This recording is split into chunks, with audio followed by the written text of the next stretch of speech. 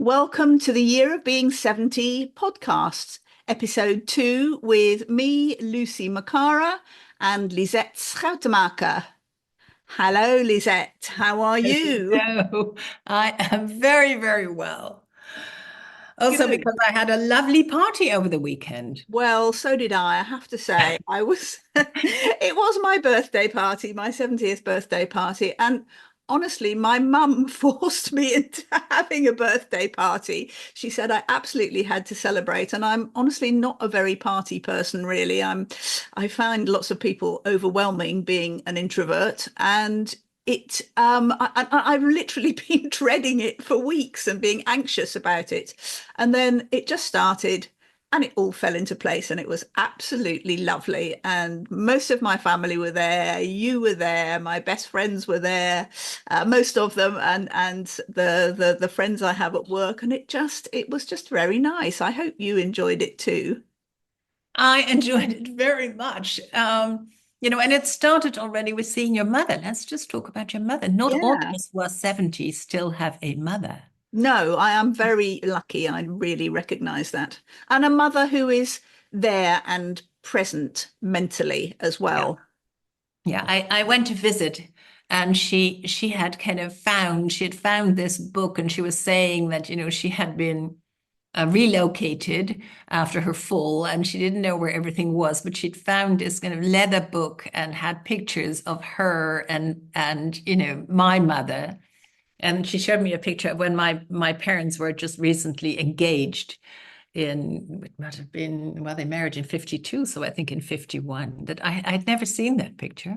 Oh, really? Pictures No. of, her signing the marriage degree of my parents. And I was thinking, they must, she must have come over on the ferry because the channel, Yeah. of course, wasn't there. I came by train to London, which I love. And Oh, did you this time? Oh, right. I always come by train now. I Oh, think flights between Amsterdam and London ought to be forbidden, yes. No, I agree. I I'm agree. confident they will be soon. Yeah, yeah, very likely. But yes, I know those photos of our mothers when they were young. They were both so beautiful and so full of life. And it's just it's quite there's a sort of cognitive dissonance kind of looking at them. And your mother has gone, and my mum is very old and frail and in a wheelchair. And it's kind of hard to hold those two things in mind at once. And no doubt our children will, well, my children, sorry, your descendants, your nieces and nephews will look at us that way too and think, goodness, once they were young. And Well, even I look at that when I well, look at the yes. picture, of the two of us here in Amsterdam at the Rock Inn, me with long hair, you with the short hair. How much have we changed? We haven't, but I can hardly relate to that girl. That we were when No. young ourselves. No, I find it very hard to get a feeling of what other people, I mean, I can kind of find my interior self a bit when I was young, but I find it very hard to see how other people saw me at that age because I feel I had no edges. I was just a kind of like sort of see-through and jelly-like, if you know what I mean, so unformed that I wonder how I appeared to other people. Well, there was some of that at your birthday party where people kept saying you were so glamorous, and you kind of said, "Me glamorous? What?" But but I Oh, no. experienced you as that just to reflect that back to you because of course you were this London person, you in a city and you knew your way around. And I was from, a little suburb somewhere. I really had no idea of city life. And to me, you were glamorous, and your brother said so too. So that's a reflection that may not match the inner world at all. No, it's funny, isn't it? It is odd. But what was your earliest memory then? Let's talk about our first decade of life. So 1954 to 1964-ish till from when we were born to when we were 10. What do you remember? What's your first memory? I really am not sure because, of course, we have only a few pictures of our young life because taking a photo Yeah. real thing, and then it had to be developed, and the light had to have been good, and the everything. So some what I might think are memories, but I think my first true memory is on Sunday morning.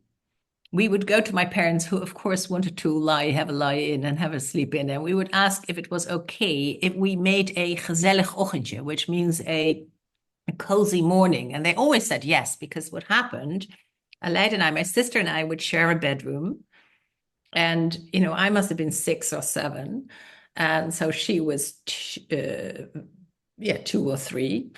And then the two of us snuggled in with my brother because we did not want our beds to become unruffled, but we would like to unruffle his beds. And I was in the middle, and they were on either side of me, and I read to them. Oh, yes, that's And it lovely. was wonderful and precious. And I know I also felt important and ahead of them because I could do this amazing thing that they couldn't. And Yeah. I remember not only kind of the cuddly feeling of them being there, but also um the eldest sister. Yes, yes, Yes. absolutely. No, in fact, in my brother Roger, my next brother, I've got two younger brothers, so my next brother down, Roger, talked about that in his speech at the party, and he remembers me reading him and my other brother Mark Tintin books, and we used to lie on our stomachs on the floor, and the Tintin book would be out, and they couldn't read, so I had to point to the pictures, to the cartoons, and read the well, obviously the words, but the dialogue in the cartoons. And yes, absolutely, it was kind of, but I also felt a responsibility to kind of entertain them as well, to keep them happy. Did you sort of feel Mm. that kind of, I mean, you are the expert. You have written the book on the eldest daughter effect. And it starts, as soon as you have another sibling, if you're an Yeah. oldest girl child, as soon as you have another sibling, you become an eldest daughter. Yeah, because we have been only children. Yeah, I yeah, hadn't really realized that until I started to do the research for this book 10 years ago. We were only children. And in a way, why should things change? yeah, absolutely. In a happy family, not all families are happy families, not all children are wanted and cherished, but I was, and I think you were too. And so we're kind of, the center of the universe, and everything revolves around us, Absolutely. and grandparents admire us, and, keep it coming, keep it coming.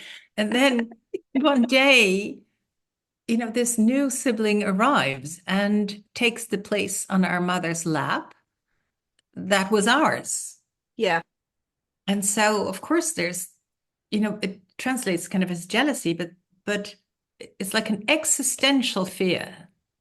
And one Yes, yes, that's true. I mean, I do remember, I existential fear. remember clearly back to my brother Roger being born. So I was two and a couple of months. Really And remember that. I really remember it. I remember that I was sent to stay with one of our nannies. Yeah, I mean, it must have been my nanny, Margaret, who I went to stay with her on her family's farm. And I didn't really understand why I was there. You were sent I was away. sent away, and I'm sure it was very nice, and they were all, the family were lovely to me. But then I remember my next memory is sort of sitting on the stairs outside my mother's bedroom, my parents' bedroom, and she was in there with somethings that I don't know that I probably had seen my brother then, but it's sort of like what was going on. I was shut out of this room, and she was in there with somebody else, an intruder.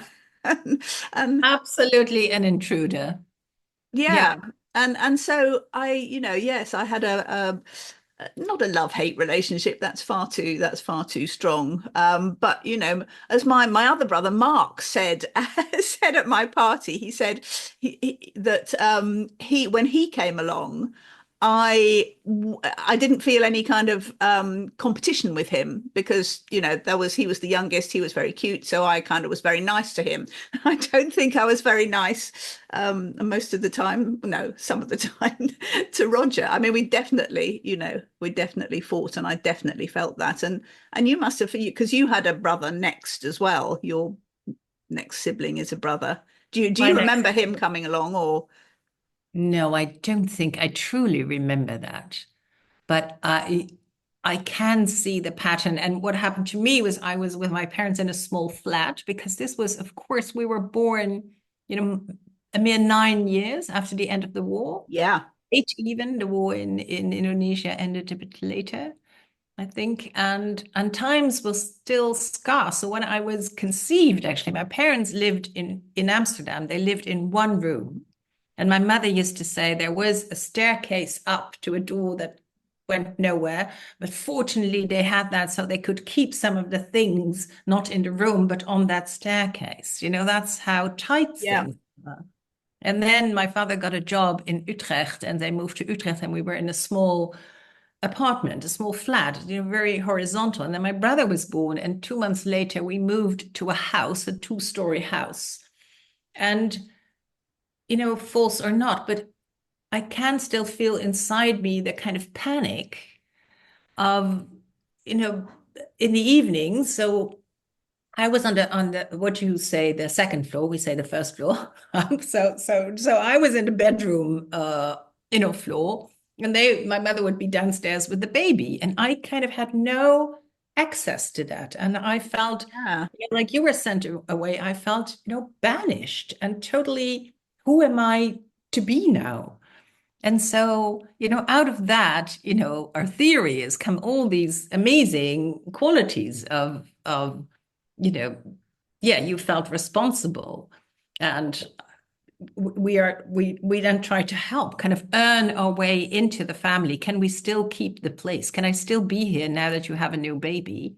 And a professor of psychology, development psychology, said to us, babies are, they look at the world, new flowers come, so the old flowers go into the waste bin, and a new sofa is being brought in, and the men take the old sofa out, and now a new baby is brought into the house. What yeah. happens to What our happens to baby? us? What Yes, happens to us? So the fight is very much between the first two siblings. And my mother was 83 when she read our book, the Eldest Daughter Effect. And she said, I finally understand this strife between you and your brother. And I said, well, I finally understand it too. yeah, yeah. And when I read your book, I finally understood a lot about myself. I really did. It was really revelatory reading your book and actually finding out that I'm not just a bit odd. I mean, I always think I'm quite strange. And we talked last time about sort of not feeling we entirely fitted into our families, but I kind of feel that I often don't quite fit, and that people must think I'm odd. But I felt reading your book about eldest daughters, actually I'm not the only one. There's a lot of me is tied up in that position in the family. And it's something, there's the sort of feeling of responsibility. There's the feeling of kind of having to keep proving yourself. I was once just the best because I was there, and now Yeah. I have to keep showing everybody that I'm still the best. Yeah. That And we're still ahead. yeah, yeah, Like we can exactly. still read and the others can't. Yes, That yes. even though that's 2 years. And there really is that feeling of being responsible for other people's feelings. And I think that was one of the reasons that I was worrying about my birthday party, because I was worried that other people wouldn't enjoy it. I was worried it would be, I would be asking them along to come along to sort of celebrate me and as a Show up for favor. you. And they would actually be very bored, and it kind of wouldn't work, and I would feel that I'd failed them in some way. And I think that's all again sort of part of being an eldest daughter, that you feel responsible for everybody's happiness. It's really those patterns that run very, very deep. And, a reason for writing this book, my co-author Vies once had such a she said something so wonderful about when we were both freelancing and we were both, working a lot all the time, like I think you are. And she said, it's always a question, do I have the work or does the work have me? Yeah. And the art is to have the work. And I think with the eldest daughter effect, it's also, can we have those qualities? Because we do come out of our youth as, capable women who can take care of others and who are sensitive to other people's feelings. And we're slightly on the serious side, we're not Yeah. like, Yeah, not that's like the other the thing I youngest always who's think. I wild. think, yes, I think I'm really, I see myself as boring, basically. Oh, Lucy, I know people always say that, but I we're still going to don't change all actually that in believe. this year.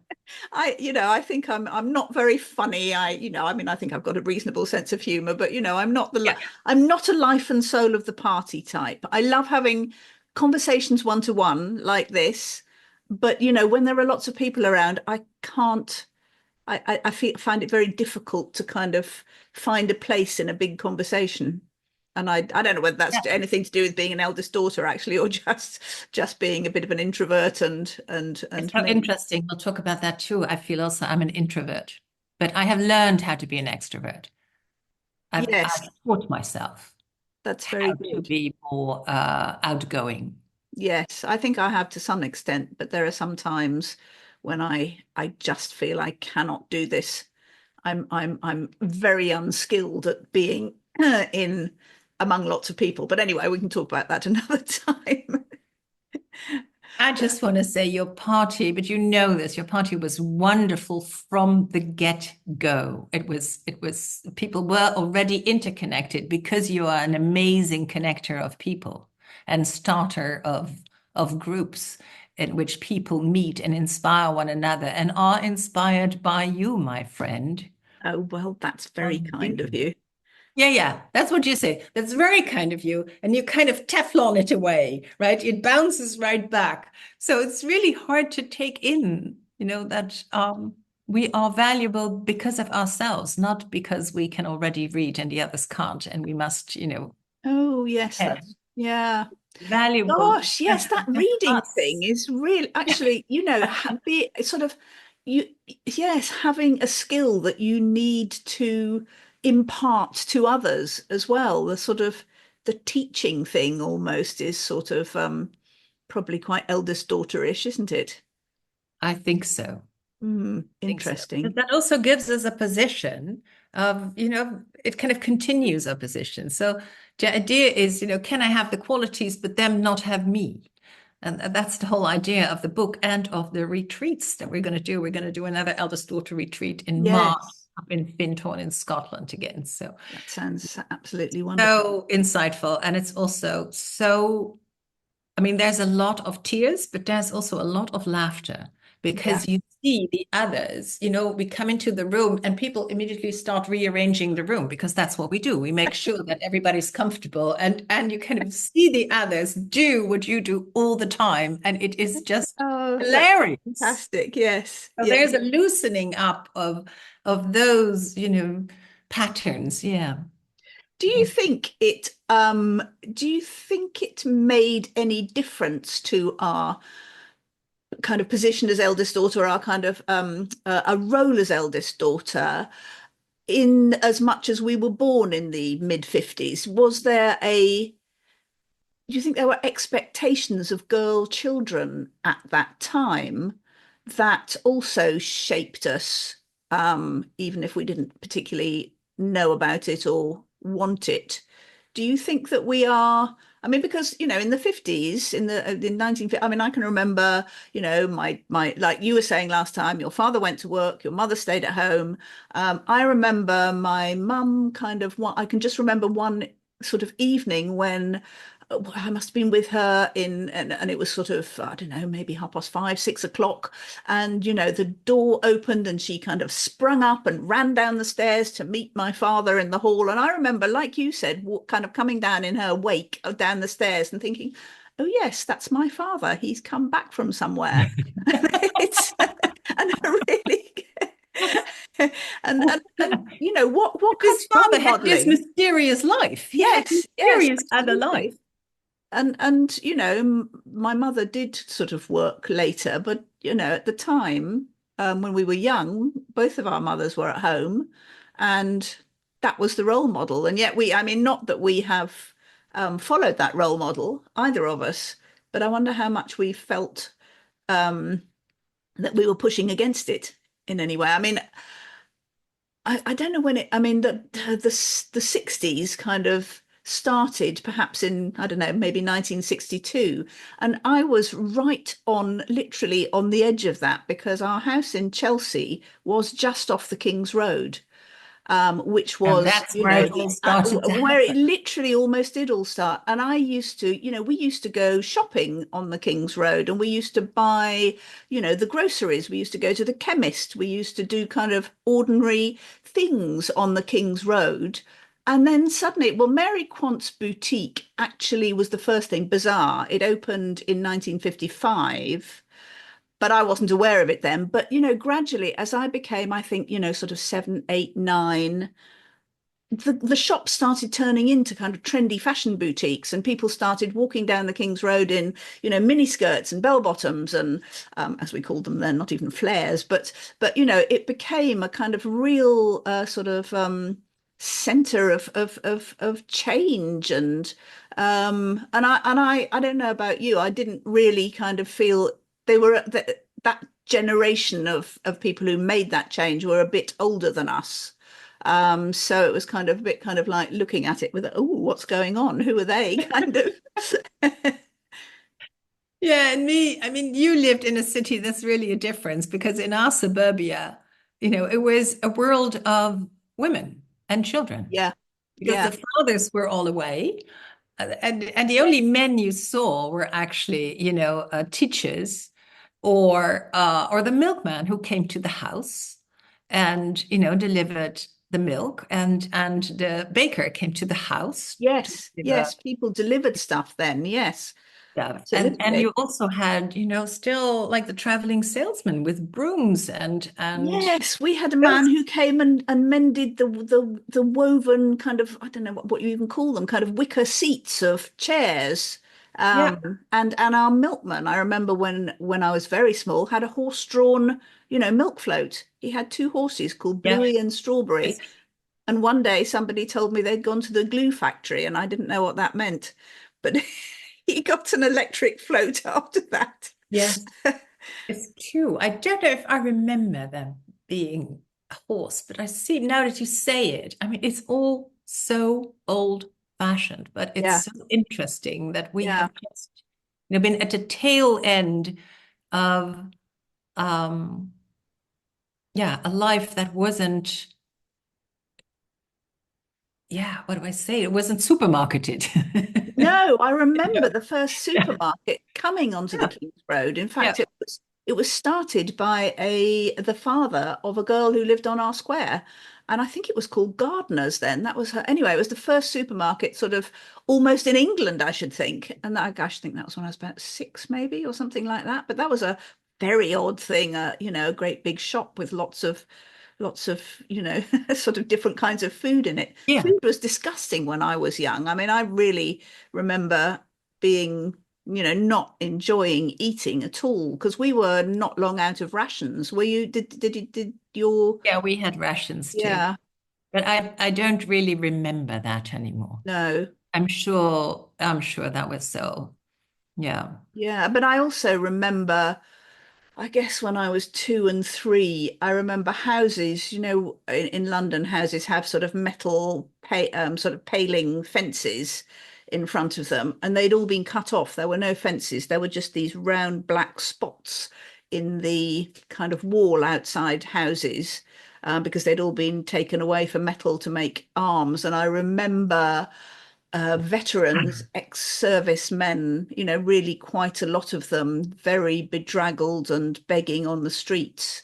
Particularly, I remember it on the King's Road. There was a place where they used to go. So yeah, I was Take very, arms to liberate us, yeah, came to liberate us. And I yes, saw none of that. I have no memory of that. Yeah, I only lived in the city and a bit outside until I was 2, and then in this kind of newly developed kind of suburb, and there was none of that. There was a feeling of optimism, and my parents were certainly kind of after the war people who were going to rebuild society Yeah, and have their children be happy because they would give them everything, and the whole society would be lifted out of poverty. There was a real impetus for education, so yeah, people would not fall into, the trap of dreams conjured up by Hitler and yes, fear of absolutely. other.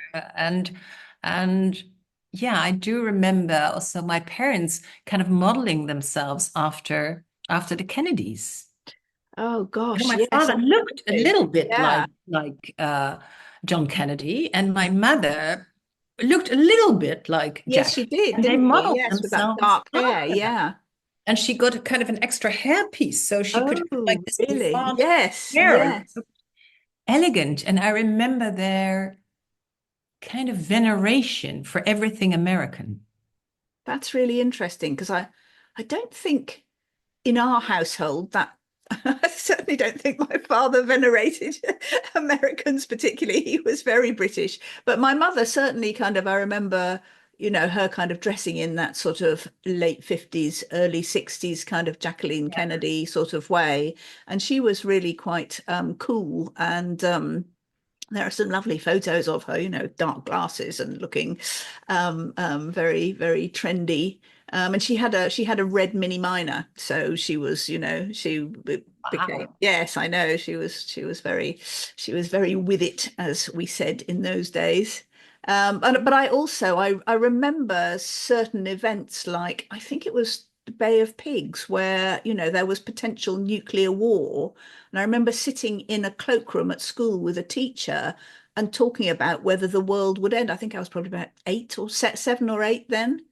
And I remember my Yeah, mum yeah. Yeah, we were about crying at 62, breakfast. 63. Yeah. Yes, my parents used to sort of eat separately from us. They used to have breakfast in the dining room and read the papers. And my father always had the Times, and my mum had the Daily Express, I think. But I remember coming in one day to say goodbye as I was going to school, and my mum was in tears, and she said President Kennedy's been shot. And that was, yeah, that was, Well, I think it was a marking moment of our yeah, time. And it yeah, was so shocking. yes, it was extraordinary. Yeah, it was. Yes. And It and was. by then I guess you're absolutely right. There was, things were changing in general apart from that, horrendous event. But there Things, was also a lot of tension in the world then. yeah. I have also this memory of go, of my parents looking in a cupboard to see if they had enough supplies. Oh, So wow. when, nuclear war would break Yeah. out, whether so they had tins of beans and Gosh.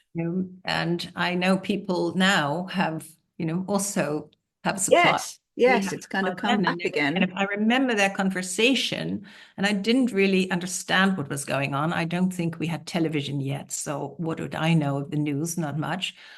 But I think I remember because I remember their fear. And when your parents are fearful or tense, then that kind of translates to you as a child. It Yeah. feels insecure. Yeah. Yeah, absolutely. Yeah. Yes, but there was certainly, I mean, you said it before, there was certainly this sort of feeling of optimism and things were getting better, and there was definitely more money around. I think, people didn't look so bedraggled and worn. People started, I mean, we were talking about this before. We didn't have anything like the amount of clothes that children have nowadays. I mean, I hardly. think I had two skirts and a pair of pants. And I remember, thinking about the week and thinking, okay, oh, well, that's that shirt. And I mean, the kind of things we wore kind of, we were mini adults. Yeah. We were wearing twin sets. Yes. And then I had Yes. this loose white collar, so I could wear this more often and have just Oh, a loose right. and only change the color and a separate, what do you call it? You know, Sort of polo neck yeah, a kind of. separate polo neck. Yeah. Yes. And I remember those clothes really, really well. Yeah, my It mum was used to, she was quite a good seamstress, and she used to make, she made all the curtains in the house, but she also made my clothes. And she used to get these patterns, mother and daughter patterns. So I remember that she had a sort of brown and yellow tweedy skirt that she wore with a kind of yellowy twin set. And she made me a pinafore dress in the same material, brown and yellow tweedy pinafore wow. dress. And I had a little yellow polo neck to go Wow. under it. Yeah. But yes, But we were wearing the same things all the time. I had a grandmother yeah, who'd sew me things. One knitted sweaters out of old sweaters, yeah, torn, and then, and I helped her sometimes doing that, just, unraveling the old sweater, and then I'd get a new one. But it was yes, yes. No, my mum another also used change, really, Lucy, was also um, I remember excitement uh, about hearing music by like Gene Pitney and Cliff yes, Richard. yes. And and my mother would say Elvis the pelvis and kind of look at me with a look that I never really could read, but it was something. And I was such a goody two shoes that I really loved Cliff Richard over. And I saw the movie The Summer Holiday, and Yes. it was we sang those songs endlessly, and we didn't have English yet. Oh, So of course. No, of course. That we've must have seen suited. it in the Manoldies. We still say this to one another, my siblings and I. Have you seen it in the Manoldies? Yes, we've seen it in the Manoldies. We've seen it in the movies. I mean, my Yeah. parents laughed, but we didn't. They didn't correct us, so we didn't know. We were just making up words. Oh, sweet. Yes, Yeah, I think I saw, I think the first Cliff Richard film was The Young Ones, and I think that was the first record I bought. The Young Ones. Yeah, the song. So yes, and it was I don't even know that song. I only came no, no, no. at Why the would summer you? holiday. I remember the Beatles, She Loves You, yeah, yeah, yeah, coming out and everybody singing that. But yeah, I that was have a very vivid memory of that because I was playing this. We had this, gramophone player that actually only my father could really operate because it was, and with the needle, you had to put the needle on. And I yes, was playing this to my grandmother that I'm named after, when I really loved. And she listened to it and she said, "What kind of music is that?" yeah, Kind of, what kind of music is that? And what kind of a song is that? I want to hold your hand. Well, that's not a very uplifting text. And she was so downplaying it. And I remember this feeling of, but this is wonderful music. You just don't yeah. understand. This is really, it felt like, my time, my music. Yes, yes. And I think that was the sort of the start of the generational split where because my parents weren't particularly, I mean, I think my mother would have been if she had not been married to somebody so much older. But I mean, I remember when John Lennon died and hearing he's on the radio, I happened to be in the same room as my father, and they started playing Imagine. And he said, "You don't like that kind of rubbish, do you?" And that was, I mean, that was many years later, but he'd never kind of never taken to Look pop at that. music, to Yeah. the idiom in any kind of way. But there was definitely a feeling then, I think by the time I was 10, where I felt that I was going to do things differently and dress differently to my mother. And although she was quite cool and trendy in a way, she wasn't in the new kind of, there was Mary Quant's boutique, there were mini skirts, there were, she didn't go into that kind of area. No. And No, it I think was my mother went a bit and she did like that music. And she was supportive of us going into that direction. yeah, yeah, Of course, the interesting. big thing that happened in our first decade is that we got to meet. Of course, the most important worldwide political event. You and I met when we were 8. Yes, absolutely. Yes, It was, yes. well, it was We, life-changing in a way. yes, we came over on the boat and met these people. And I thought, my mother was kind of, wow, she knows, there's people in this whole other country who speak a whole other language. And she's very, familiar with them. It's kind of, that, yeah, I had some admiration for my mother being so world wise to know people in another country. And I think Yes, from the get-go, we really got along. we did. We did. It was, yes, very, very lovely. I think you spent 2 weeks with us. Um, which Yeah. was quite a squash because, two families and with I mean, our fathers were extremely different. Our mothers were Yeah. great friends, but our fathers Yeah. were very different. Yeah. Your I don't think father they was more didn't kind of get a on, but I don't think they scholar. had much in common. Yeah. Your father was more a scholar. My father was a real kind of Yeah, businessman. yeah, Yeah. absolutely. Yes, but yes, But I don't remember tensions. I no, remember no, no, I don't think there were. No. we were still on this diet, so we had lots of cake. And then my brother had his birthday, and we said, "No, no more cake." And my parents are like, "Well, we finally got to this point. That's very good if they don't want more sugar." Yeah, Yes. yeah, Yes. Well, I guess we should finish up on that on the happy note of our first meeting and all our memories of our first decade. Interesting. And being eldest daughters. And I guess, that's one of the things we've always had in common, even though we didn't realize that, that our role in our families was partially what made us so close yes. and But got on. also the light that you shine, Lucy. Oh, and you as well. There I go again, trying to make you aware of it. And me too. Yes, yes, yes. The light that I shine too. Absolutely. Let me Yes. take it in. Let me give you the good example of Yeah, taking in a lovely compliment. absolutely. I'm useless at I'm very ungracious with compliments. I never know how to react. But I'll take it for now. Yeah, Well, it's been lovely chatting again, and we're going to do it again next week, aren't we? We're we are. we're going to do this Most every certainly we week are. until you're 71. Well, that's really old.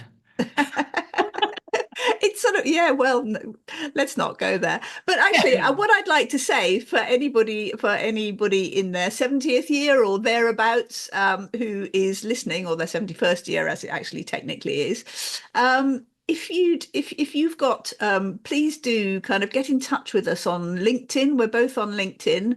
Or if you're watching this on YouTube, leave us a message. Tell us what you thought and tell us what you'd like us to talk about and ideas that you have, and things we can discuss, because it would be lovely to kind of make contact with we're not necessarily women, but anybody who's, around our kind of age and thinking the sorts of thoughts that we're thinking and experiencing at the All moment, completely different thoughts. or completely different. Different Yes, countries, things it that might have been, life might have been different from totally ours. different. Yeah. Yes, yes, it would be Yeah. lovely. It would be lovely to hear. So Yes. please do get in Yes. touch with us and tell us what you think and what you'd like to hear. Okay, well, See you next week, my goodbye. friend. Yes, next week, and hopefully we'll have lots of interesting thoughts from other people too. Yes. So see you next week, and we'll talk then. Bye. Bye.